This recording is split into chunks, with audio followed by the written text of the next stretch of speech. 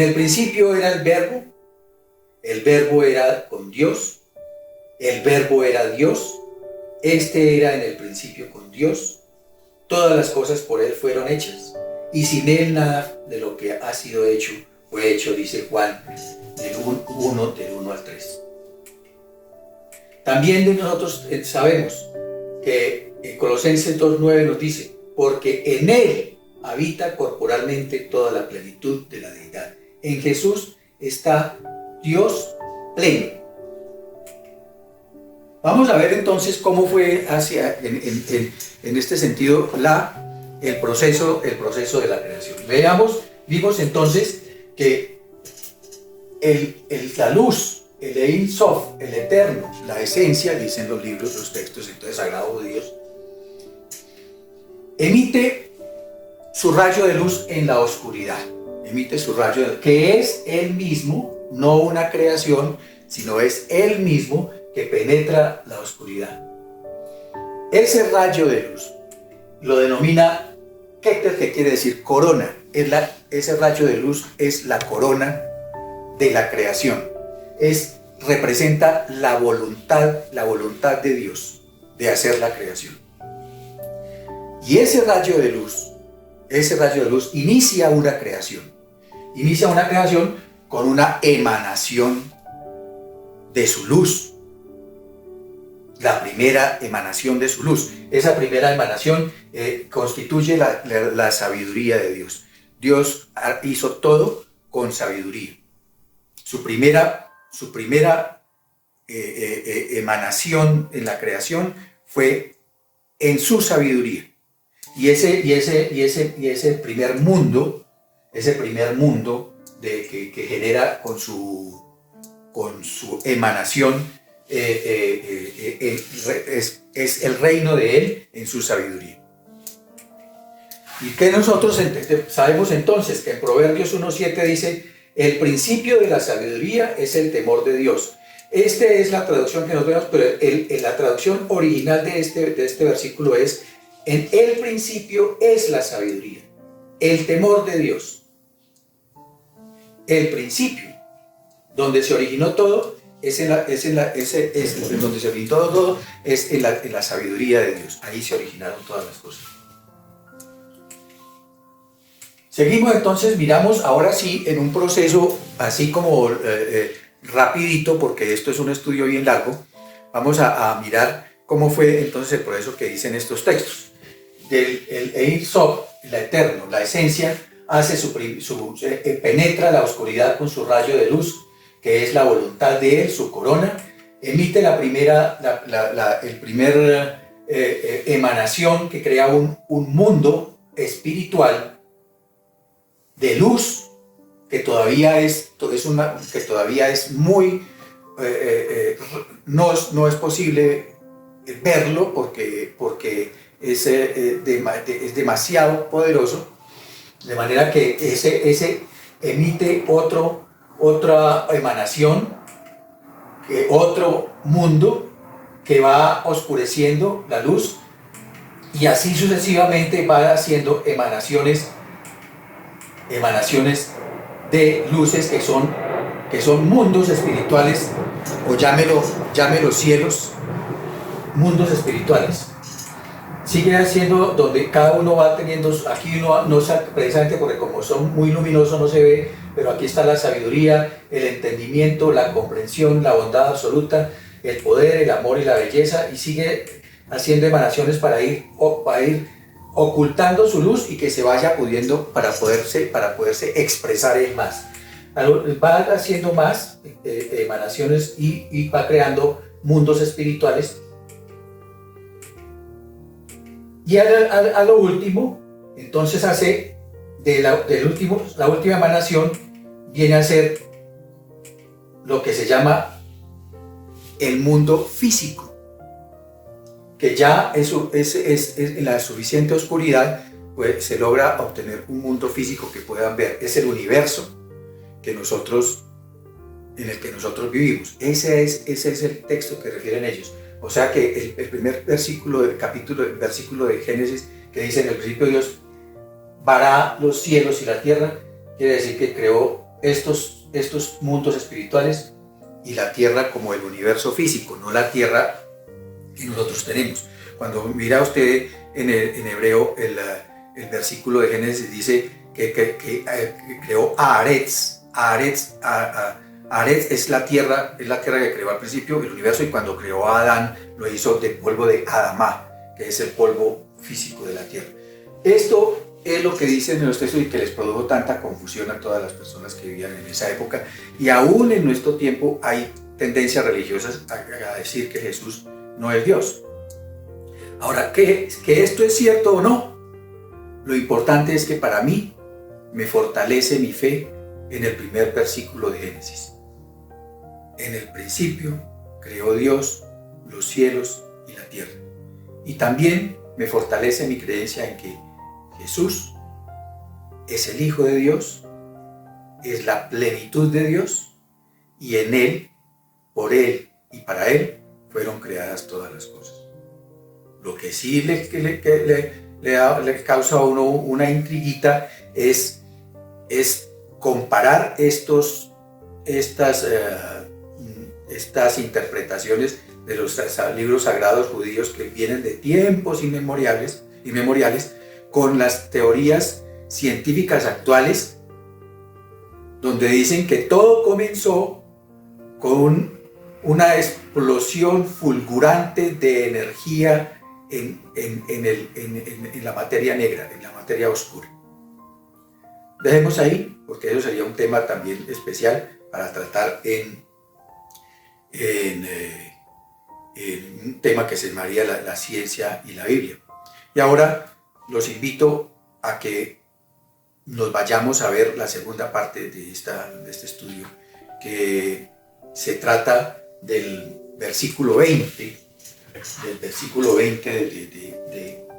de la carta de Pablo a los Corintios, de la primera carta de los Corintios, que dice: por medio de él reconciliar consigo todas las cosas, así las que están en la tierra como las que están en los cielos, haciendo la paz mediante la sangre de cruz.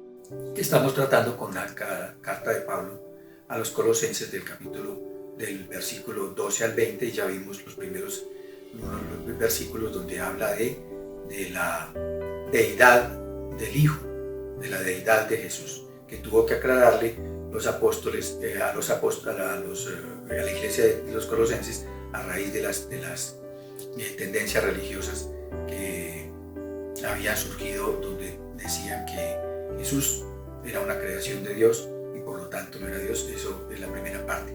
Y llegamos aquí a este versículo 20, bien importante, porque es la continuación de eso. Está relacionado con esa luz que Dios nos promete llevarnos, y que Jesús nos saca de las tinieblas a la luz y a un reino de luz. Y aquí nos dice entonces que por medio de él reconciliar consigo todas las cosas, así las que están en la tierra como las que están en los cielos, haciendo la paz mediante la sangre de su cruz.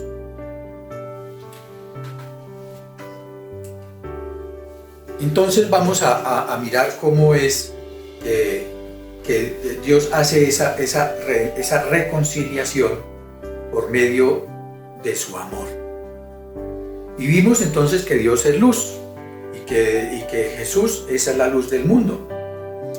Y eso fue lo que vimos en el estudio pasado, en la primera parte. Pero entonces vamos a ver cómo vemos aquí que Dios como creador es otorgante, porque Él es amor. Vimos que Dios es amor, Dios es espíritu, Dios es luz y Dios es eterno. Pero la esencia de Dios es que Dios es amor. Y Él es otorgante, porque el amor es dar, y Pablo nos lo dijo también en la primera carta a los Corintios, que el amor es dar sin esperar recibir. Dios da y no necesita recibir. Entonces es un amor pleno el que Él tiene, y es el que Él quería entregar a su creación. Y de hecho, así lo hizo, porque hizo a un hombre que fue Adán, y fue creado como receptor. Y Él lo que hacía era, en realidad, recibir el amor de Dios. En el paraíso, el hombre lo que hacía era solamente recibir el amor de Dios. Recibir, recibir y recibir, y Dios dar, y Dios dar, y Dios dar. Ese era en un principio todo así, que a raíz del pecado lo que ocurre es que Dios sigue siendo el otorgante, el amor, el otorgante del amor, pero el hombre, por querer ser como Dios, o engañado por Satanás, trata de ser como Dios, o sea, quiere dar para ser como Dios, pero resulta que él da en una manera egoísta para poder recibir también, por su propio beneficio, dar en su propio beneficio, y al fin y al cabo se vuelve un ser egoísta. El Dios es otorgante y otorga su amor, y el hombre es creado, es receptor, y se llena de egoísmo. ¿Y de qué manera entonces Dios manifiesta su amor entonces al hombre? ¿De qué manera manifiesta? Porque Dios ama al hombre, dice, pero ¿en qué sentido lo ama? ¿Cómo lo ama? ¿Cómo manifestamos nosotros el amor por las personas? ¿Diciéndoles que las amamos? Por supuesto que sí. Si nosotros amamos a nuestros hijos, pues es importante decirles que los amamos. Pero ¿cómo se manifiesta ese amor? Se manifiesta cuando nosotros los cuidamos, los protegemos, estamos pendientes de ellos. O sea, vemos qué es lo que necesitan y hacemos todo lo que sea por satisfacer sus necesidades. El amor de Dios se manifiesta así también. Entonces su primera manifestación de amor es a través de su misericordia.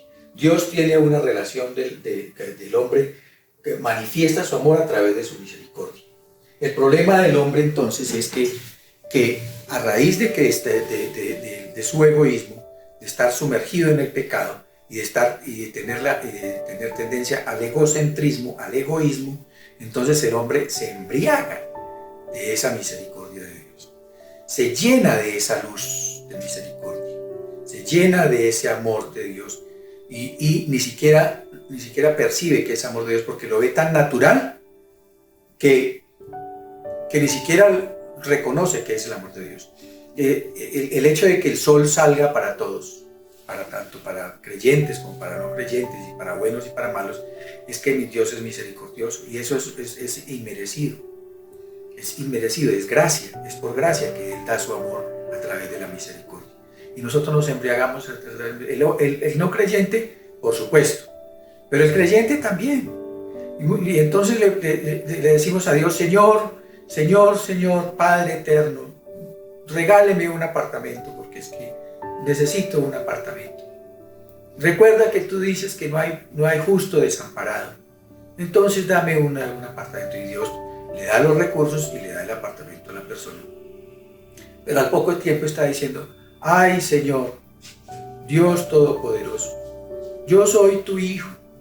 Y mira, este apartamento está muy pequeño. ¿Por qué no me das un apartamento más grande? Mira que ya tengo hijos y tú me los regalaste. Y tú dices que los hijos son bendición de Dios, son bendición tuya. Entonces, ¿por qué no me das un apartamento más grande? Mira que y Dios le da los recursos y le da el apartamento. Pero al poco tiempo ya está diciendo: ay, Señor, mira este apartamento, ya vea cómo está y en el sitio donde está. ¿Por qué no me regalas una casa? Una casa en un condominio campestre. Una casa en un condominio que tenga campo de golf. O una casa una casa campestre que tenga caballerizas y caballos. Y le pongo el ubérrimo. Le pongo por nombre el ubérrimo. Por favor, Señor, dame. Y nos llenamos de la misericordia de Dios. Nos inflamos, nos enredamos en esa misericordia. O que yo no estoy diciendo que no hay que tener anhelos de progresar, que no hay que anhelar vivir mejor, pero hay que tener en cuenta una cosa, que si bien por un lado Dios se relaciona su amor por medio de la misericordia, la otra, y en su mano derecha, por su mano izquierda Dios también se relaciona con el hombre por medio de la justicia. Y entonces es hasta peligroso ponerse uno a pedirle tanto a Dios, porque entre más Dios le dé, más le exige. Recuerde la parábola de los talentos. Dios estuvo contento con el que le entregó 5 talentos más, pero 5 talentos más. No sé qué habría dicho si al darle 5 talentos le resultara con que le devolvió 1 de más y no 5 de más. Dios le exige más al que le da más. Entonces, es necesario compaginar ese amor que da a través de su misericordia, pero también a través de su justicia. Porque la justicia de Dios es implacable. No hay nadie que se escape de la justicia de Dios. Y la justicia de Dios dice que el alma que peca tiene que morir. Y no hay nadie que a raíz de su egoísmo llegue no sea pecador. Entonces hay un problemita. Que ese amor de Dios que se manifiesta en su misericordia y su justicia tiene un agravante cuando el hombre está sumergido en el pecado. ¿Por qué? Porque la misericordia pues es la virtud que inclina el ánimo a la compasión y el perdón. Eso es la misericordia. Pero la justicia es un principio moral que inclina a obrar y juzgar respetando la verdad y dando a cada uno lo que le corresponde. Por supuesto, la misericordia de Dios no es solamente castigar. La justicia de Dios no es solamente castigar. La justicia de Dios también es impartir el bien al que hace el bien. Retribuir con bien al que hace el bien. Entonces tenemos a un hombre, a un Dios creador que a pesar de todas las cosas sigue siendo otorgante, porque sigue siendo amor y no hay posibilidad de que él no dé amor. Y un hombre creado que es el receptor egoísta. Tenemos a un lado que la luz de la misericordia es para todos y la justicia también es para todos, pero Dios establece una relación central con el hombre a través de su Hijo Jesucristo. Entonces ya Jesús viene a ser la solución de ese problema que tiene el hombre de poder solucionar su problema de egoísmo, de recibir y embriagarse con la misericordia y de incumplirle a Dios con lo que le debería cumplir.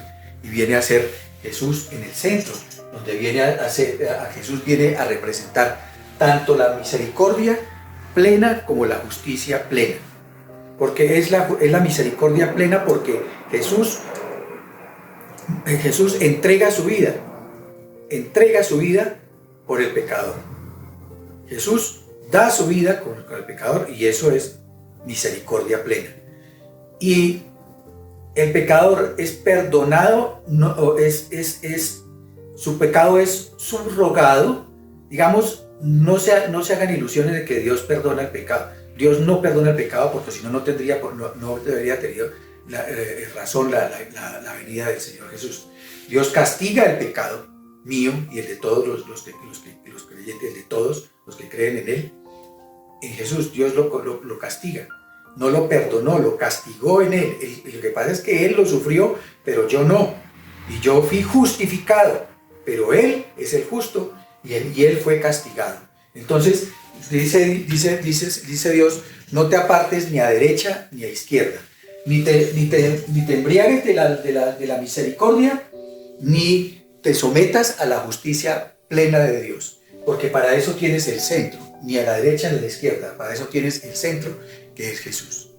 Cuando hay una relación con Jesús, se establece una relación nueva del hombre egoísta a un receptor altruista. La obra de Dios a través de Jesucristo, a través de su Espíritu, del Espíritu que nos manda, es llevar al hombre a reconciliarlo con Él, a tener una vida nueva, una vida de relación directa con el Padre a través del Hijo, en una situación central donde la misericordia y la justicia se unen en la persona de Jesús y en la muerte de Jesús. Teniendo este hombre ya, que es creado y receptor, pero altruista, puede el hombre llegar a superar con el tiempo su egoísmo. Puede una vasija que tenga capacidad de 2 litros, una vasija que tenga capacidad de 2 litros, ¿puede en realidad recibir 100 litros?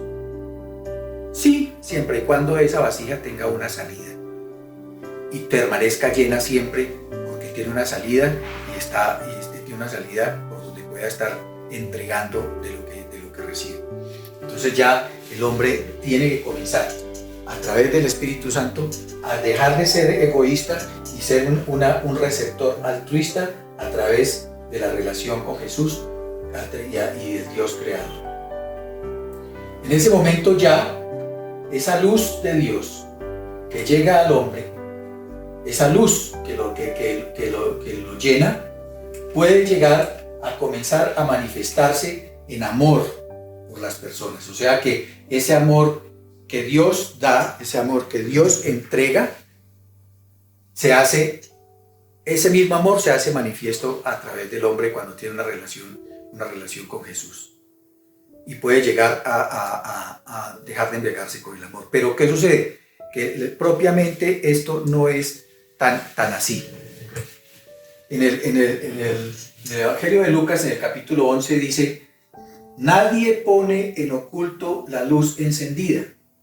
O sea que la luz que nosotros recibimos de Dios no es para mantenerla escondida, ni debajo del almud, sino en el candelero, para que los que entren la vean. Esa luz que Dios nos da a través de Jesús, por medio del Espíritu Santo, podemos nosotros reflejarla en acciones al resto del mundo. La lámpara del cuerpo es el ojo. Cuando tu ojo es bueno, también todo tu cuerpo está lleno de luz. Pero cuando tu ojo es maligno, también todo tu cuerpo está en tinieblas. Mira pues, dice, no suceda que la luz que en ti hay sea tinieblas. Mira pues, no suceda que toda esa misericordia que recibe de Dios, que es su luz, es su amor manifestado directamente en la persona, no suceda que esa luz sea en realidad tinieblas, que haya esa luz adentro y afuera no se vea nada, sea un ser opaco. Entonces sucede más bien esto, que no es un ser así, sino que somos en realidad oscuros. Somos unos seres oscuros, llenos de luz, pero oscuros. Solamente cuando tenemos la relación con Jesús y el Espíritu de Él, podemos comenzar a dar una luz que resplandece en la oscuridad, y que ese resplandor es del amor de Dios. Quiera Dios que nosotros podamos reflejar el amor de Él a todo el prójimo, a todas las criaturas, a los creyentes y a los no creyentes. Podemos reflejar el amor de Dios a todos, que no seamos vasijas oscuras. Le damos gracias a Dios por habernos dado este tiempo y espero que lo hayamos disfrutado y hayamos aprendido y hayamos conocido. Le damos gracias a Dios por todo esto. Que Dios los bendiga. Amén.